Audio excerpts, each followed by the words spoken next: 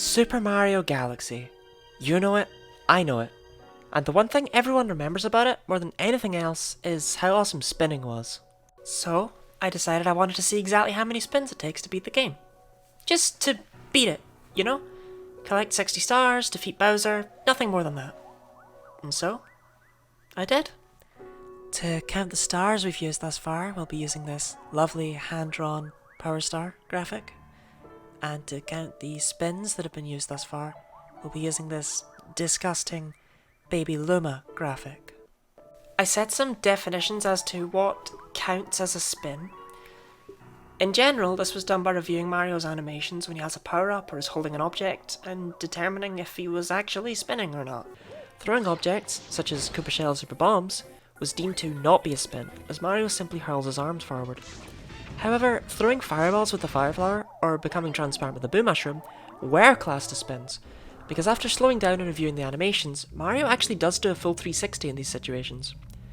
Swinging on vines was also not classed as a spin, simply because actually quantifying how many spins that would be was an impossible task. So, with the rules out of the way, let's get on to the actual route. The game starts as always, but let's just skip past the intro since we can't spin yet. As soon as Rosalina forces a surprise adoption onto us, she flexes harder by immediately forcing us to perform 2 spins, one on a crystal and the other on the launch star within. From there, Grand Star Rescue goes mostly as normal. However, it turns out you can actually shoot a starbit at this giant donging gem thing in order to knock over this mandatory giant Goomba. Doing it this way saves a spin, which is nice. 5 spins in total. After that, our first star is Dino Piranha in Good Egg Galaxy, whether we like it or not. Which, it turns out, we do not. There are 3 launch stars throughout the level, which is gross, but to add insult to injury, one is inside a crystal. We need to be sure to go the path of the spiny piranha plant, since otherwise we'll get 1 more spin than necessary. Dino Piranha himself takes 4 more spins to defeat, bringing the number for this level up to 8. Yikes. Next up, a snack of cosmic proportions. One big thing we need to be wary of in this mission are that there simply aren't enough starbits without spinning, but in this mission, and this mission only, starbits rain from the sky endlessly. So we need to sit about for a few minutes and wait patiently. After that, we can use the launch star, and then 2 further launch stars in rapid succession, the first being in a stupid crystal, will allow us to feed the hungry Luma, granting us another launch star. Thanks.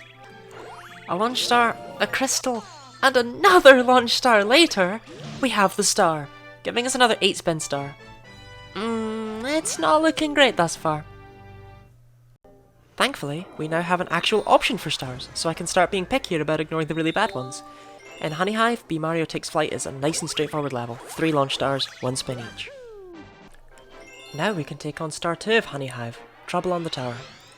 We walk up the slope rather than taking the Sling Star to skip a spin, but then are forced to take a launch star. We can actually use a well-placed triple jump to skip a Sling Star here too, and that allows us to finish this level with only 1 spin. Up next, we're free to visit Loop-de-Loop Galaxy and do Surfing 101. Not much to talk about here, as it's our first spinless stage. The best option from there is going back to Honey Hive and doing Big Bad Bugaboom. This level just has 1 forced launch star and that's all, with Bugaboom being fairly easy to take on, so just 1 spin for that star. Having 7 stars allows us to access Flip Switch Galaxy, which contains only a single spinless star, painting the planet yellow. Very quickly, we find ourselves ready to take on Bowser Jr.'s robot reactor.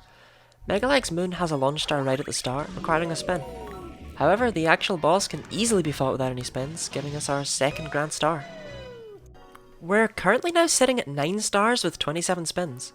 Not the best ratio, but better than I'd have expected given those awful first few missions.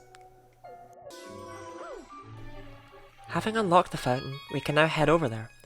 The first mission of Space Junk, Polestar Path, initially seems like it requires 5 spins, 3 for crystals and 2 for launch stars, but we can actually knock that down a bit. With clever utilization of these pull stars, we can actually mess with gravity enough to skip right past an entire launch star.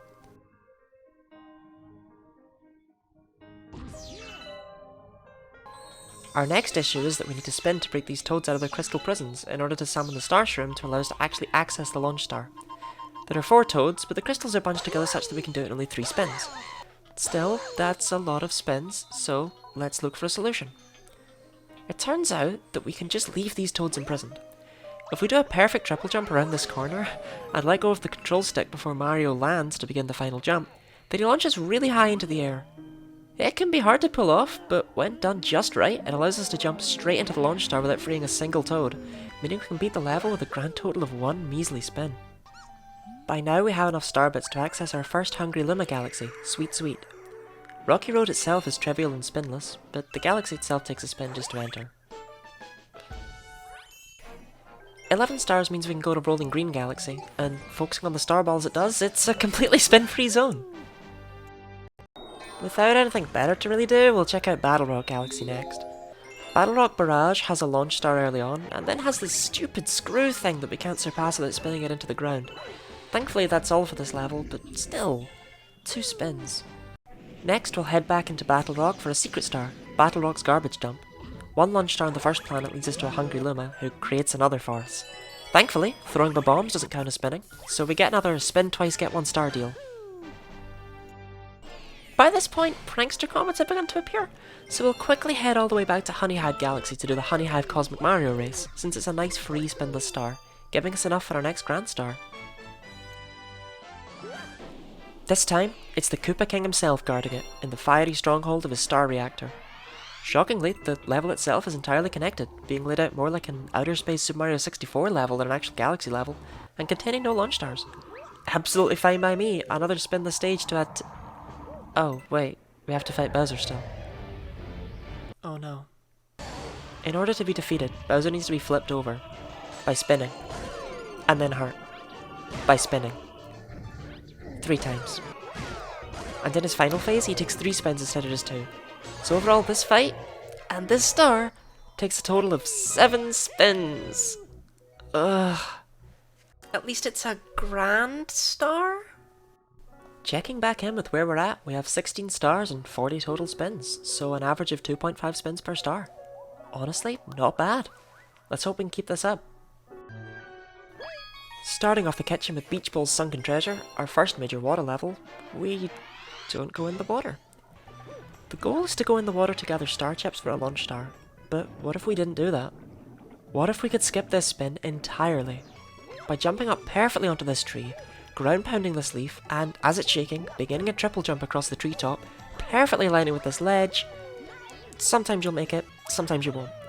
This is due to something called tilt, and my goodness am I not qualified to talk about it. Basic explanation is, you aren't meant to be able to make this jump, but with wacky shenanigans, you can. From there, we just climb up simply until we reach the top, where the big crystal the stars in requires the only 2 spins of the level. Next, we'll try passing the swim test. Turns out you don't need any spins for this level, just slam face first into the teacher's pet and steal his assignment to turn in as your own. Easy and spinless. We'll head over to Hurry Scurry Galaxy next, and do its only star, Shrinking Satellite. The satellite itself is fine, but getting there requires a launch star, annoyingly. Still, another star for the pile. Bubble Breeze comes next, with its sole star, Through the Poison Swamp. Using the bubbles never requires a spin, and nor can they even be used. However, there is a pesky launch star in the middle of the mission, as always.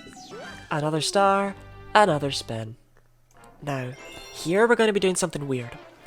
Ghost of the Galaxy's Luigi and the Haunted Mansion is not a good star for spins, but the stars gated behind it are very, very good, and if we don't do this now, then they can take a while to spawn. The mission rudely starts us on a stupid star shroom with nothing on it but a launch star. Why? After eating that spin, we run along a cool path and find ourselves inside of the namesake mansion. We need to spin to hit a lever, because heaven forbid Mario do heavy labour not in 360. This turns on the lights and lets us re-kill a boo to get his key. The next room features star chips, and I'm sure you know what that means. After trying not to cry too much over that launch star, we find the boo mushroom, which allows us to turn transparent and pass through gratings with a spin. Yes, it counts as a spin. It looks like he only shakes his tongue, doesn't it?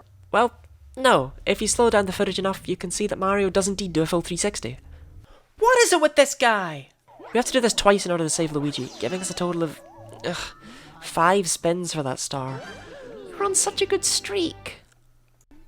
Having built up a decent starbit cache, we'll pay the kitchen's Hungry Luma, who should really not be all that hungry since he's outside the damn kitchen of all places, who transforms into Drip Drop Galaxy. Sadly, the galaxy requires a spin to enter as a result, but Giant Eel Outbreak is completely underwater and consists entirely of throwing shells at Gringills, meaning there are no spins within the mission. Another star for just one spin. Now for some good news. Because we freed Luigi from the Haunted Mansion, he managed to get lost in Good Egg Galaxy and somehow sent us a letter complaining about it. Luigi has 3 stars like this throughout the game. He only gives you this one after you've freed him and collected a star, and then his future ones are all 5 stars apart. So yeah, that's why we did Luigi in the Haunted Mansion early. Anyway, he's literally on top of this house. Just take the pipe on the other side of the planet to get up there easily without spinning. Spin the star. And with that, we've met the 23 star requirement for Bowser Jr.'s Airship Armada. Let's get to sinking the airships, yeah? Flying from airship to airship in this level is done via cannons, and cannoning is not spinning. Unfortunately, there is this one lever we need to spin, because as discussed previously, Mario hates using any force that isn't centrifugal. Right before the boss fight is this Sling Star, but we can just do a well-timed triple jump off this bridge to make it to the boss arena without using it. And then, the boss is spinless. So that's another Grand Star collected, with only 1 spin. Sort of makes up for the last one, I guess. Currently, we're at 24 stars with 51 spins, or just over 2 spins per star. However, it's not looking great. The bedroom is terrible. Seriously, every galaxy in there is either among the absolute worst in the game for spins, or completely inaccessible for now. So we're actually just going to go around the previous domes to gather up stars instead. Let's begin our revisit around the universe by stopping back over at Space Junk Galaxy to check out Camella's airship attack. Right away, we start on a Starshroom, my favourite. You know how this goes by now. We actually don't need to hit this lever, you can just long jump across this gap. That took me way longer than I'd like to admit to realise. Unfortunately, however, we do need to use this Sling Star, and this Launch Star later on inside of a chest. After defeating these, rock toes, this bridge falls and unveils a Sling Star, but, well, we could just do the exact same triple jump trick we did in the previous mission, so no troubles here. Camella herself is actually a non-issue too. Her shells will eventually slow themselves down and stop, so we don't need to spin to pick them up. All in all, 3 spins for that star isn't too bad. Next up is Polestar Path Speedrun, which is literally the same routing as Polestar Path, which we did earlier. 1 spin, just like that one. We'll grab the hidden star next, Yoshi's Unexpected Appearance. There are actually not enough star bits in the level before the Hungry Luma without spinning, but thankfully we can just die. Death retains your star bits, so a quick trip to the afterlife later and we're able to feed this little pink guy. He becomes a launch star, of course, and gives us a spin over to this Yoshi Head planet, where we get our star for just that 1 spin. Now, let's ignore that Hungry Luma and go on and do the actual mission. The same planet the Hungry Luma was on has a different launch star on it. The illusion of free choice. That's been done. The level actually contains no further launch stars. Planets are instead traversed via these sling pod things, which merely use the pointer. Shortly after, we end up inside of Tarantox's Tangled Web, but given that Tarantox has also fought with these sling pods, no further spins are required to defeat it, giving us another 1 spin star. Before we can move on to anything else, Luigi sent us another letter. From inside a glass dome. Luigi, how have you done this? Anyway, this mission is practically identical to Battle Rock Barrage, which we did earlier. 2 spins, although it's worth noting that the star is green. Did I say worth noting? It's actually completely irrelevant. Since I enjoyed those sling pods so much, let's pay a visit to the Hungry Luma who just showed up, who transforms into a launch star. Ugh. And lets us visit Sling Pod Galaxy's a very sticky situation. Aside from the 1 spin entrance fee, this mission solely has travel via sling pods, and so it is spinless. However, you may wish to die here a few times to gather star bits for the future. Up to 30 stars, we've now unlocked Boy Base Galaxy, and are halfway through the game. Boy Base actually has 2 missions for us, but let's tackle the secret mission first, the secret of Boy Base. It requires no spins, just do the mission as normal. Free and easy, and gives us the second of 2 green stars we'll be getting in this run. The main mission of Boy Base, the Floating Fortress, is a bit different. The mission is mostly centered around climbing up said fortress and collecting blue star chips, except one of them is nowhere to be found. That's because you're supposed to spin the screw down to make the fortress move, but as that would require a spin, I don't want to do it. No, instead you can stand directly underneath the block that's, well, blocking the star chip and backclip into it.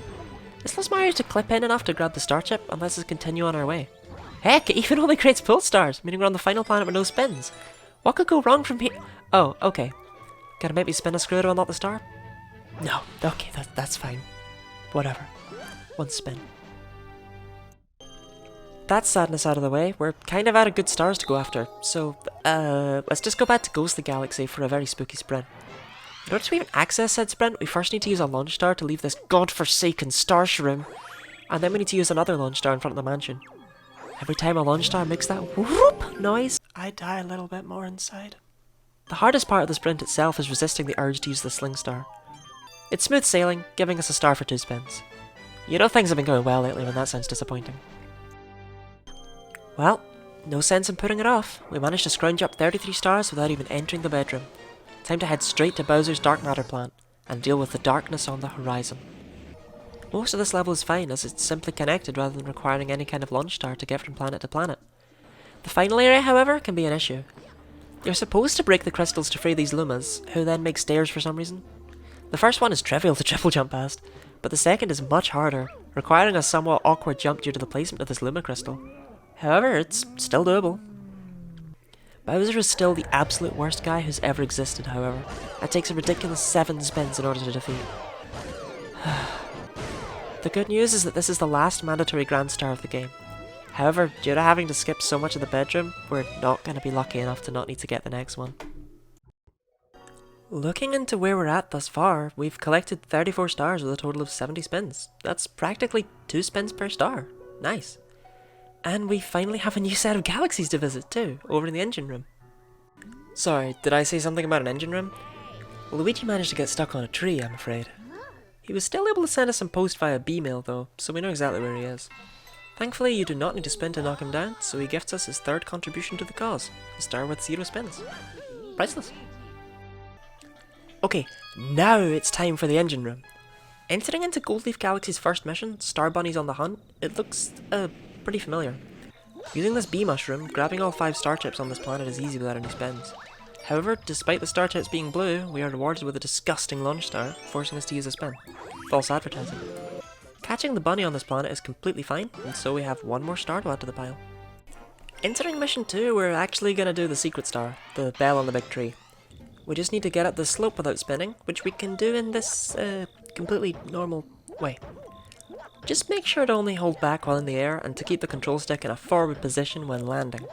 From there, the star's basically free. Nice. Spinless. Let's take a break from Gold Leaf and check out Seaslide. In going after Guppy, some penguins want us to kick out this rough orca. We do so by swimming through his, rings, but that requires no spinning, so I'll take a free star. We have a super similar star up next, Underwater Cosmic Mario Race. It's honestly basically the same as the last one, which means it's spinless, so yay! The penguins now want us to prove that we're faster than a speeding penguin in a race. Spinning underwater lets us go fast, but thankfully it doesn't really matter so long as we grab a shell to increase our speed, allowing us to win another star without any spins. We have a hungry Luma to feed in Seaslide now, who creates a very familiar looking Hurry Scurry type planet. But he also creates... no launch star? That's right, you use a cannon to get here instead. And you know what that means? 5 spinless stars in a row. Holy heck, that's amazing. However, all good things must come to an end. It's time to revisit Gold Leaf and do Cataquack to the skies. We'll start off by skipping most of the starting planet by climbing up this slope in a very intended way. From there we can grab a bee mushroom, annoy some Cataquacks, and use a launch star to continue. Then we mess around with more Cataquacks, launching us from planet to planet, until Nintendo decides that wasn't fun enough and forces us to use another launch star. Thankfully at least there's just a little bit more Cataquacking and absolutely no more spinning, and we end up with a star. 2 spins isn't bad, but it still hurts. Star 3 from Gold Leaf next. When it rains, it pours. This level actually all takes place on one planet, and with the bee mushroom the entire time, spinning isn't necessary at all here, so yay, a return to spinlessness. Up next, the Prankster Comet, Cosmic Mario Forest Race. Taking place on the same map as the last mission, it also requires no spins. Although, dang if they'd be helpful at times. Still, spin the star, I really can't complain. A long mission awaits us, the Silver Stars of Seaslide. Silver stars are scattered all over the place, and it's a bit of a scavenger hunt to find them all. When we use the cannon to fly over to the star shroom... why is it always star shrooms? For a silver star, we then need to spin in a sling star to get back. The only other notable thing here is that normally you would need a spin to get to the egg planet in the middle, but it turns out you can actually just climb atop this tree and just tap fly over with the bee mushroom. You'll just barely make it if you do it right. Unfortunately, you still need a spin to get back, but hey, it's one less. 2 spins for that star. And with that down, we have 45 stars, and are ready for our next Bowser Galaxy. Except, this one isn't actually mandatory. You do not need this Grand Star to beat the game. At all. But it works out better for us to do it because most of the remaining missions we have left are terrible. And yes, that really does mean we just need to eat whatever this mission wants to feed us. Anyway, we start off immediately next to a launch star and a glass dome thing. Great. Grabbing a bullet bill to break that open, we use our first spin of the level to move onwards. The next planet sees us needing to defeat 2 Rocktoes by spinning their coconuts back at them. Thankfully, the timing is easy, but still, that's another spin. Sorry, I meant 2 spins, because defeating them unlocks a launch star. That takes us straight into our boss fight, King Caliente's spicy return. Return? I don't think we've seen this guy at all. Spoilers, there's a reason for that. Defeating King Caliente requires hitting back coconuts at him. In total, we need to do this 7 times. 10 spins for this Grand Star. 10! You have no idea how much this hurts me. Oh well, 46 stars down and only 85 spins in total. We're currently sitting at an average of 1.85 spins per star, which is pretty insane, honestly. I know it could have gone better if not for Spicy Octodad over there. And so, we entered our final dome, the Garden. Starting things off is Deep Dark Galaxy, where we'll be looking for the underground ghost ship. Now, the level wants us to use this cannon to fly up to that planet, grab a fire flower, then use a launch star to get back down and fling 2 fireballs to open the path onward, requiring 3 spins. But let's not do that! Instead, let's just use the cannon to skip all of that entirely, aiming perfectly at this rock. It can be awkward to line up, but once it's done, it's done. In the water, there are some levers that actually need to be hit to progress. However, spins are not the only thing that can hit levers. Shells can too. From swimming all the way down, we can grab a shell, and swim all the way back up to hit the lever with it. We then need to do this again to hit the second lever, and then we're finally at the ghost ship. The ghost ship features a fight with Camilla. As I mentioned earlier, her shells do eventually stop moving, so they can be picked up without having to spin. This gives us a spinless star? That's crazy! My original notes actually had this mission down for 7 spins. Just shows what good skips can do for you. Second mission of Deep Dark, Bubble Blast Off. First, we need to defeat this Undergunner without spinning, which is honestly kinda tedious, but doable. Then we'll do our cannon trick again, but we need to be more precise this time. We have to land up high, otherwise we'll have to try again.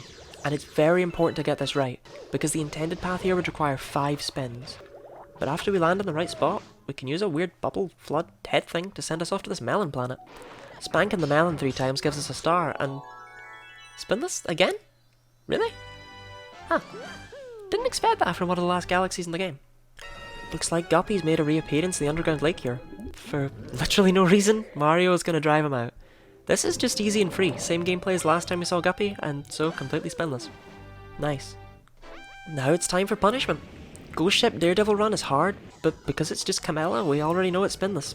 4 in a row! That's crazy. Out of good stars here for the moment, we'll head over to the Gateway and check out Gateway's purple coins. This is the only mission in the game where we get to utilise the red star, but unfortunately starting flight requires a spin. There is no way to get the coins up high without flight, so we need to ensure we get them all in one cycle. Every other coin can be gotten just by walking around, thankfully, so it's not spinless, but 1 spin ain't bad. We have some choices for where to go next, which isn't necessarily a great thing, but oh well. We start off by scaling the sticky wall in Honeyclimb Galaxy. Despite the name, there are actually 3 sticky walls that must be scaled with B Mario, and they're connected by launch stars. 2 spins. Next, we'll feed a hungry Luma to check out sand spirals, choosing a favourite snack. First off, addressing the elephant in the room, you can't make this jump. Even Luigi can't make this jump. So we have to use the Sling Star, which is sad. Anyway, there's actually no choice as to which snack we choose. The Boo Mushroom will require us to use a Sling Star at the end of this section, while the Bee Mushroom will not. I just noticed while typing this out that Boo and Bee are both just the letter B followed by a pair of identical vowels. Huh. Anyway, Bee Mushroom means we can skip a spin. Sadly, due to being a Hungry Luma Galaxy, we did need to pay a spin for entry, so that's 2 spins total for this star. Let's just rip the bandage off and go for another Hungry Luma Galaxy, Boo's Boneyard, where we will once again be racing the Spooky Speedster. We need to spin once right at the start of the mission to get through this grate, but we can skip every other one throughout the race. It makes it a bit tighter, but it is definitely doable, giving us a total of 2 spins here. Returning to Deep Dark, since it's been kind to us thus far, we can try for the hidden star, Boo in a Box. After throwing this Koopa shell, we need to use one spin to actually use the launch star to get into said box. And I thought at first that this mission used a bunch of spins, but you can just triple jump and use only one. Whoops. That gives us another 2-spin star. And now, finally, we have 55 stars, granting us access to Bonefin Galaxy. This mission is actually completely spinless, since the whole thing takes place underwater, just throwing Koopa shells. Well, aside from the fact that some stupid toads have landed a star shroom in our way when first flying to the planet. Why? One spin. Okay, we're out of good missions now. Sorry to say it, but things look bleak. We have to bite the bullet and go to Dreadnought Galaxy. Our attempts to infiltrate the Dreadnought are grim. Right on this first planet is a launch star, which takes us to this horrific planet with 3 Astro Goombas. This took me a long time to master, but you can actually get all 3 with a single spin and barely take them out. Trust me, it's harder than it looks. Or maybe I'm just bad. Then, we enter a 2D section which requires 2 spins on these arrows to flip gravity. No, you can't save a spin here, I've had people look into it. One more launch star leads us near the end. Now, this sling star may be skippable, but currently the only way that's been found is a task-perfect jump onto an I-beamer, and even that currently requires a spin. So I'm fairly confident that this spin is mandatory. 6 spins. It's heartbreaking, but thankfully it isn't anymore. Now, we did actually do that for a reason. Dreadnought's Colossal Cannons has us defeat 2 Roctos with a spin, and then grants us a launch star. Uh-oh. Up next after that is a 2D section with no more spins? In my Dreadnought Galaxy? Hey, I'll take it. 2 spins. We can now access Dreadnought's Garbage Dump, the hidden star of the galaxy. This is basically the same mission as Battle Rock's Garbage Dump, just a bit harder, but it's accessible right at the start of the mission, so 0 spins? That's surprisingly kind. Just 1 more star is needed, and while none of our options are great, none of them are truly terrible. We'll go with wall kicking up waterfalls in Beach Bowl, simply so that I can talk about it. This mission caused me to realise that, for some reason, wall jumps have always been called wall kicks in PAL regions. I literally never noticed. I've been calling them wall jumps all my life. They've just been localising it differently all these years. Why? Anyway, after we take the golden shell to this chest, we have to spin to use the launch star contained within. Using this ice flower, we can kick up these waterfalls. This first sling star can be skipped with a good triple jump, but you have to be fast, otherwise the ice flower will wear off. There's no way to skip the second or third sling stars, sadly, ending us off with 3 spins. That gives us 60 stars with 106 spins, and only 1 mission left. Shockingly, we still have less than 2 spins per star. It's time, though, for us to head to Bowser's Galaxy Reactor and determine the fate of the universe. This galaxy isn't connected like the previous Bowser missions, but the planets themselves are traversed via these warping light beams, which don't require spins. The level itself can be difficult, even hard at times, without spinning, but it can be done. From lava, to ice, to desert, to this weird plastic place. All the way to this horrific cylindrical hallway of bullet bills. So far it's been spinless, but this launch star begins a tale of woe. 1 spin, that's the price to enter Bowser's staircase, and so we climb, and then the King of the Koopas roars us away to a special arena, and turns into a ball. And from here it all goes downhill. 1 spin to his face, and Bowser goes sliding away. Another spin, and he takes damage. Again we do this, but this time he takes 2 spins to damage in his sliding phase. Another roar. A planet of plants. 1 spin to smack him, another to hurt him. The pattern continues, as the next point of damage requires 3 spins. A final roar. I am numb. I can scarcely hear the turtle dragon's cries, as I know I must yet spin 5 more times. And so, spin I do. Mario even flexes on me by spinning on the cutscene afterwards, though obviously I don't count those. The final Grand Star is ours, but it is a hollow victory. It required a total of 16 spins. That's the most of any star in the game, if you were wondering. At the end of the game, our final results are 61 stars with 122 spins. It's almost poetic that we ended up with exactly 2 spins per star, and it's still significantly less than I had originally expected. But most importantly, it's finally over. I need to give a serious thank you to mkk.com, who taught me a lot of these skips and then verified that my route was okay. Before I got their help, I had around 148 spins for the run. I didn't know a lot of speedrunning strategies, and they were really nice and patient with me as I learned how to perform these tricks. Another general shout out goes to the SMG ABC team Discord server, where I had help with some task checks to make sure things were possible.